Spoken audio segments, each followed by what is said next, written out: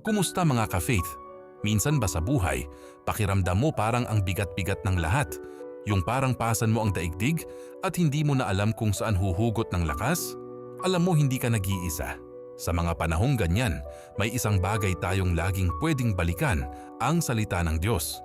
Sabi nga sa Mateo 11:28, "Lumapit kayo sa akin, kayong lahat na napapagal at nabibigatan sa inyong pasanin, at kayo'y pagpapahingahin ko." Napakagandang paalala nito na sa bawat pagsubok, mayroon tayong sandalan.